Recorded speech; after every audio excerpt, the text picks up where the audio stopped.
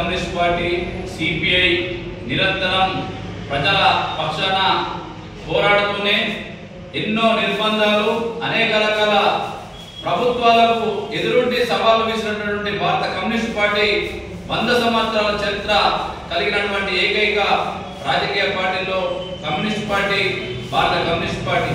దీన్ని 100 సంవత్సరాల శతజయంతి ఉత్సవాల్లో భాగంగా నిన్ననే డిసెంబర్ 26 పార్టీ ఆవిర్భావ దినోత్సవం సందర్భంగా రాష్ట్ర వ్యాప్తంగా అలాగే దేశవ్యాప్తంగా అనేక రకాల జెండావిష్కరణలు శతజయంతి ఉత్సవాల్లో భాగంగా జరుపుకోవడం జరిగింది.